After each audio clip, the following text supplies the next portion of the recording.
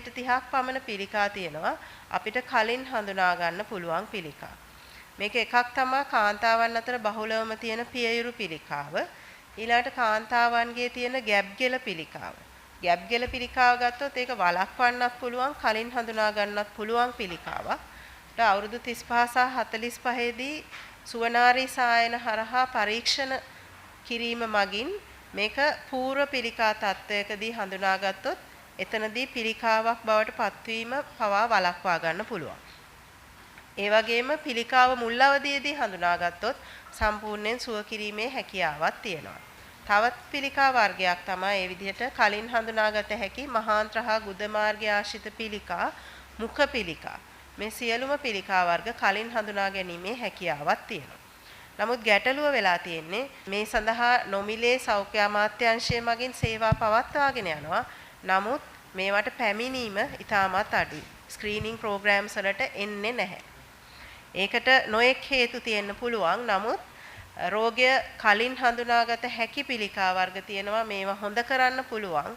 එතකොට ආවොත් අපිට සංකූලතාවලට අඩුවෙන් ජීවිතේ මරණයෙන් බේරා ගැනීමේ හැකියාව තියෙනවා. තවත් දෙයක් තමයි රෝග ලක්ෂණ තිබුණත් එන්නේ නැහැ. සමහර වෙලාවට අසාමාන්‍ය ගැටිත්තක් ඇති වුණොත් එහෙම නැත්නම් අසාමාන්‍ය ශ්‍රාවයන් වෙන්න පුළුවන්. දිගට පවතින කැස්සක්, ගිලීමේ අපහසුතා, නැත්නම් එකපාරට ශරීරයේ බර අඩුවීම. මේ වගේ මොනවා හරි අසාමාන්‍ය දෙයක් දැක්කොත් එතනදී ප්‍රතිකාර සඳහා යොමු වෙන්නේ නැතුව කල්මරමින් අර ගොඩ වෙදකම් කර එහෙම ඉන්නේ නැතුව කරුණා කරලා වෛද්‍ය උපදෙස් සඳහා යොමු වෙන්න. මොකද මේ ශරීරයේ ඇති වෙන සියලුම වෙනස්කම් පිළිකාවකම නිසා ඇති වෙන වෙනස්කම් නෙමෙයි. නමුත් ඒක තීරණය කරන්න ඕන සුදුසුකම් ලත් වෛද්‍යවරයෙක්. ඒක නිසා ශරීරයේ යම්කිසි වෙනසක් තියෙනවා නම් වහාම වෛද්‍යවරයා වෙත යොමු වෙලා උපදෙස් ලබා ගන්න. මේක පිළිකාවක්ද නැද්ද කියලා සැකහැර දැනගත්තොත් එතනින් එහාට Tamanට කැමති ප්‍රතිකාරයක් කරා යොමු වීමේ ගැටලුවක් නැහැ. නමුත් මුලින්ම මේක පිළිකාවක් නෙමෙයි කියන එක ස්වෙන් කරලා අඳුරා ගන්න ඕනේ. අනිත් එක තමයි සම්පූර්ණයෙන් ප්‍රතිකාර ගැනීමත් වැදගත් වෙනවා.